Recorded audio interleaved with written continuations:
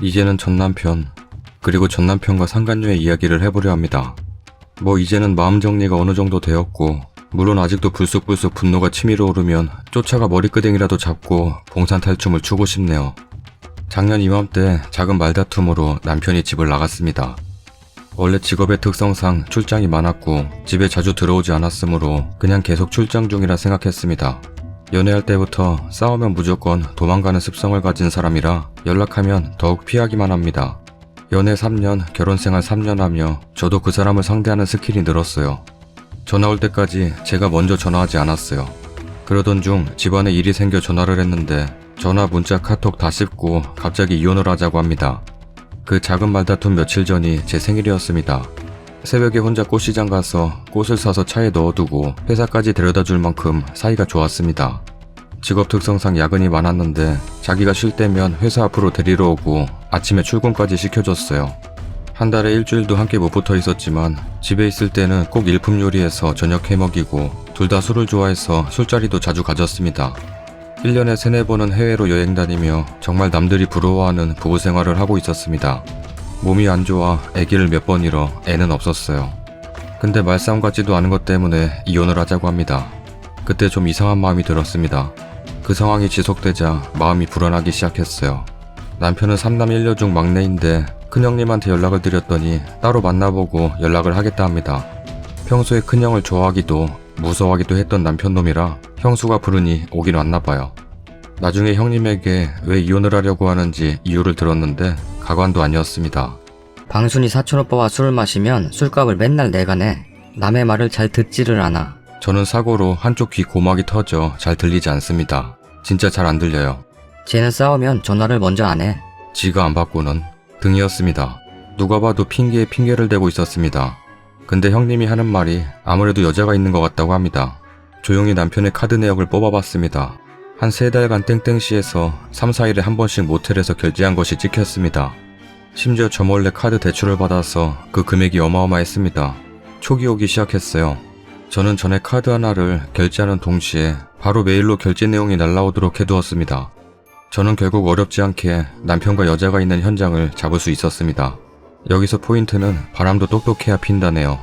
한 공원에서 남편과 어떤 여자가 끌어안고 키스하고 있는 장면을 목격했습니다. 그것도 내가 사준 신발, 옷, 시계, 모자를 하고는. 속에서 불이 난다는 말을 그때 처음 알았어요. 같이 간 친구들은 모텔에 들어가는 것을 잡아야 한다고 했지만 정말 거기까지는 보고 싶지 않았습니다. 큰형님에게 연동 오라고 전화를 하고 공원의 화장실에 조금 숨어있다 현장을 덮쳤습니다. 그 여자 차의 운전석과 운전석 바로 뒷좌석에 문이 열려 있었고 앞뒤로 앉아서 서로 음악을 들으며 이야기를 하고 있었습니다. 저는 조용히 가서 앞문 뒷문 다 열어 제꼈습니다.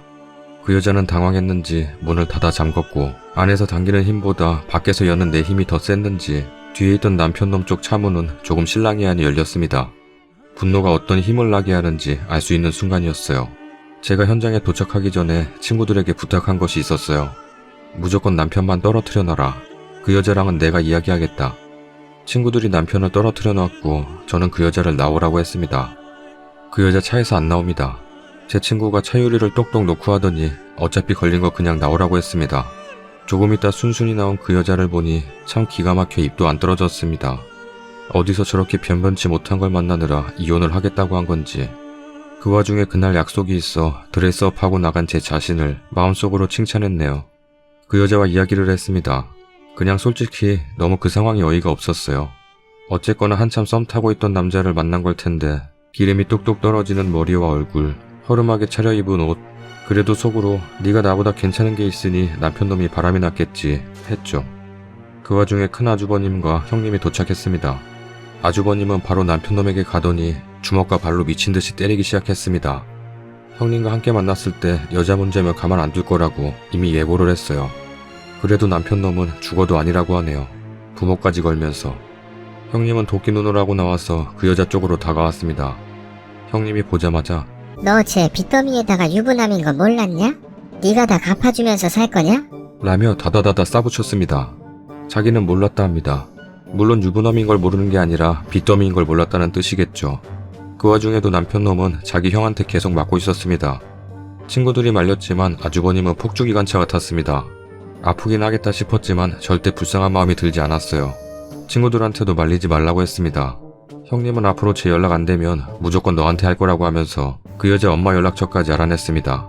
형님과 이야기가 끝나고 아주버님의 폭주가 끝날 무렵 저는 그 여자한테 무릎을 꿇으라고 했습니다. 꿇고 네가 한 짓을 빌고 꺼지라고 했어요. 그 여자 그 사람들 많은 곳에서 무릎 꿇고 있는데 남편 놈은 말리지도 못하고 그 여자는 조금 빌더니 가버렸습니다. 형님 말로는 아주 못된 상간녀는 아니라고 하네요. 이렇게 일단 일이 끝나나 했더니 경찰이 왔습니다. 남편놈이 그 와중에 지 형한테 맞았다고 신고를 했습니다. 결국 아주버님과 남편놈과 저는 경찰서로 갔어요. 결국 조사받고 뭐하고 나오니 아침. 팀장한테는 출근 못한다고 문자를 보내고 집으로 갔습니다. 남편이 조사를 제일 늦게 받아서 더 이상 기다릴 수 없어서 집으로 가면서 문자를 남겼습니다. 조사 끝나면 바로 집으로 올 것. 네가 연락받지 않으면 그 여자 집으로 바로 찾아가겠다. 그랬더니 조사 끝나자마자 바로 집으로 오더군요. 형한테 맞아서 여기저기 다 까지고 피나고 얼굴은 퉁퉁 부어있네요. 뭐하는 여자인지 물어보니 알고 보니 방과후 선생이라고 친절히 알려주네요. 구글에 이름과 전화번호를 조회해보니 정말로 땡땡초등학교에서 무용수업을 한 적이 있었습니다. 그딴 것도 선생질을 하나 싶어 당장 쫓아가 망신이라도 주고 싶었으나 분노는 있었으나 거기까지 쫓아갈 정성은 없었어요. 근데 이 지경까지 겪었으면 저도 오만 정나미가 떨어져 이혼할 줄 알았습니다. 근데 사람이라는 게 참 이상한 게 아니 내가 이상한 건지 누구 좋으라고 헤어져 주나 싶은 게 이상한 오기가 발동했습니다. 어떻게든 살아보려고 했어요. 딸 자식 사위자랑이 유일하던 우리 엄마를 생각하니 정말 헤어질 수 없었습니다. 하지만 더욱 큰 이유는 내가 그 사람을 너무나도 사랑하고 있다는 것이었습니다. 정말 인정하기 싫었지만 그때 질척거리며 쿨하지 못한 내 모습을 설명할 방법은 이것밖에 없었습니다. 그 후 남편놈은 정신 차리고 살겠다고 하더니 집에 있는 남은 짐까지 슬슬 빼서 가지고 나가는 겁니다. 더 이상 남편과 저 사이에는 믿음이 없었습니다. 그걸 다들 알고 있었는데 저만 인정하려고 하지 않았어요. 바람핀 걸 처음 알았을 때보다 우리가 이 지경이 되었다는 사실이 더욱 받아들이기 힘들었습니다. 정말 매일 정신 나간 여자처럼 울었어요. 사람들 만날 수도 없었고 회사 사람들과 밥을 먹을 수도 없었어요. 아무 때나 눈물이 흘러서 직장생활 자체가 힘들었습니다. 세상을 떠나고 싶었습니다. 이혼녀로 살아간다는 걸 받아들일 수가 없었거든요. 결국 바람을 피고도 너무도 당당한 남편놈 때문에 우리는 갈라서기로 했고 남편은 저에게 위자료와 자기가 그토록 가지고 싶었던 외제차를 넘기고 빈몸으로 나갔습니다. 집은 우리 엄마가 해준 겁니다. 그러고도 저는 한참을 힘들었어요. 뱃속에 있던 아이를 잃었고 술로 세월을 보냈습니다. 아무리 술을 좋아해도 필름이 끊기는 일은 없었는데 한 달에 3번이나 필름이 끊겼습니다. 집에 어떻게 들어왔는지도 모르는 날이 생겼어요. 하루에 2-3시간도 못 자고 밥도 못 먹으니 살이 쭉쭉 빠지며 몸은 몸대로 망가졌고 매일 울고불고 하며 정신도 망가졌었습니다. 신경정신과를 다니며 상담을 받았고 약을 먹으며 안정을 찾았습니다. 근데 이야기 너무 사람을 차분하게 만들어 일을 하면서도 화도 안 내고 욕도 안 하니 재미없고 시시하다고 주변 분들이 끊으라 하더군요. 그래서 끊었습니다. 그냥 성질내고 욕하며 살기로 했어요. 물론 친구들과 동료들의 덕도 컸습니다. 매일 전화해서 챙겨주고 술도 같이 먹어주고 사실 지금까지 딱히 외롭다고 느낄 겨를이 없었습니다. 아쉬울 때마다 만날 수 있는 남자도 있고 물론 결혼 생각 없습니다. 진지한 관계도 싫고요. 그리고 뺏은 차로 연수를 받고 여행을 다니며 나름의 싱글 라이프를 즐기고 있었습니다. 맨 처음 이 글을 시작했을 때 이 글을 읽을지도 모르는 전 남편놈과 그 상간녀에게 저의 분노가 아직 끝나지 않았음을 경고하고 싶었습니다. 하지만 이런 이야기를 덤덤하게 써내려갈 정도로 무뎌졌다고 생각이 드니 마음 한켠이 후련해지네요. 하지만 할 말은 해야겠습니다. 상간녀님, 너 분명 네 입으로 처음에는 몰랐고 만나면서 유부남이라는 거 알았다고 했지.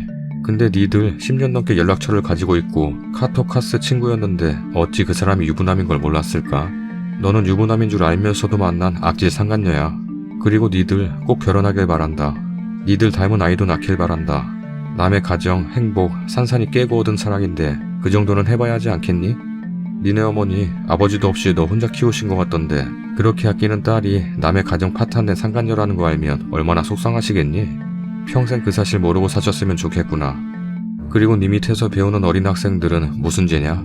명예롭게 일하는 많은 선생님들 욕먹이지 말고 어지간하면 다른 일 찾아. 그리고 전 남편놈님, 나한테 모든 걸 뺏긴 것 같아 약이 오르니? 생활비 걱정 하나 없이 모든 거 누리고 살다가 위자료랑 우리 아빠 돈 갚으면서 사는 거 힘들지?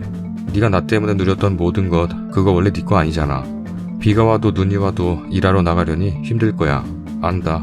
그래도 정신 똑바로 차리고 일하면서 살아. 또 다른 여자 줄줄이 위자료 갚으며 살다 인생 끝내지 말고. 그렇게 불타오르던 사랑, 거기에 대한 대가니까 기쁜 마음으로 내 통장에 돈 꽂고, 그리고 한 번만 더 우리 엄마한테 전화해서 헛소리하면 니네 집 쳐들어가서 니네 부모 동네에서 얼굴도 못 들고 다니게 해줄라니까 적당히 하고, 그리고 마지막으로 이 나라에서 혼자 살아가야 하는 많은 분들 기운내세요. 죽고 싶은 시간이 반복돼도 결국 시간은 흐르고 지냈던 상처도 점점 희미해지는 거니까. 저 또한 시간이 약이다 라고 말하는 사람들의 입을 찢고 싶었던 순간이 있었지만 결국 뒤돌아 생각하니 그 이야기가 정답이더라고요. 뭐 글이 너무 길어 몇 분이나 읽을지 모르겠지만 모두들 행복한 저녁 시간 보내시길 바랍니다. 댓글입니다. 그녀는 그래도 인간성이 조금은 남아있는 년이네요. 저도 같은 상황이었는데 너무도 당당하게 다리 꼬고 앉아서 미안하게 됐어요. 처음부터 그러려고 한 건 아닌데 그렇게 됐어요. 그 상간녀, 지 남편 처음 바람 피웠을 때 죽고 싶었어서 제 마음 이해한다고. 그랬다가 딴 놈들하고 바람 피고 사니까 지 남편도 이해된다고. 저보고 이해할 날이 있을 거라더군요. 네, 맞아요. 시간이 약이더군요. 근데 잊혀지질 않네요. 벌써 4년이 돼가는데 지금도 슬픕니다. 그 쓰레기는 잘 살고요. 지가정 지키면서 감쪽같이 좋은 부인, 불쌍한 엄마, 착한 며느리로 잘 살고 있어요. 인과응보 진짜로 있는 걸까요? 그래도 결과가 사이다네요. 그딴 놈을 사랑하는 마음을 가지기에는 님의 마음이 너무 아까워요. 병구들끼리 살라고 하세요. 지금이라도 헤어져서 다행입니다. 인생의 사랑은 또 옵니다. 누구보다 더 행복할 수 있을 거예요. 같은 여자 입장에서 봤을 땐 정말 글쓰님이 안타깝고 불쌍해요. 어차피 관계회복은 물 건너간 거고 사람이 20-30분 식사한 걸 소화하는데 8시간 이상이 소요된다 합니다. 근데 1년이건 2년이건 같이 살 부벼가며 살았을 텐데 그게 지금에 와서 작년 일이라고 괜찮아졌을 리가요. 주변 친구 동료 만나고 집에 오면 분명 생각나고 허망할 텐데 제가 이것까지 걱정하는 건 오지랖이 태평양이겠죠. 어쨌든 마음 잘 보내시고 지내세요. 그리고 진지한 관계며 재혼이며 싫다고 맘먹었으면 쉽게 만날 수 있는 남자가 있다는 말을 하면 안 되는 거예요. 개 중에 유부남이 있을 수도 있고 그렇게 되면 글쓰님도 똑같은 상간녀가 되는걸요. 삐뚤게 살아가지 마세요. 남한테 상처 주면 안 돼요. 여자 남자 모두 다 감정이 있는 사람이고 세상 흉흉합니다. 그러다 정말 다 잃어요. 안쓰럽습니다. 자신에게 솔직해져요. 나 자신을 아끼고 사랑할 수 있는 건 본인뿐입니다. 후기입니다. 이게 추가의 글이 될지는 모르겠지만 이야기를 좀 덧붙이자면 우선 고소의 문제는 끝나지 않았습니다. 당연히 나도 그 상간녀를 고소부터 할 생각이었지만 변호사 말에 의하면 고소해서 승소는 하겠지만 받을 수 있는 위자료는 1000만원 내외일 것이라는 겁니다. 간통법이 없어지며 법이 바뀌었다고는 하나 현실이 그렇대요. 뭐 몇천만원 되면 당연히 진행했겠지만 그깟 돈 받고 그 상간녀에게 면죄부를 주기 싫었습니다. 예를 들면 내가 갑자기 마음이 너를 띄어 쫓아라도 갔을 때 위자료 받고 이제 와서 왜 그러냐 라는 말을 듣는 건 정말 싫었기 때문에. 그렇다고 제가 고소할 생각이 아예 없는 것도 아닙니다. 벌써 그 일이 있고 꽤 시간이 흘렀지만 저는 그때 모은 자료를 아직도 고스란히 가지고 있어요.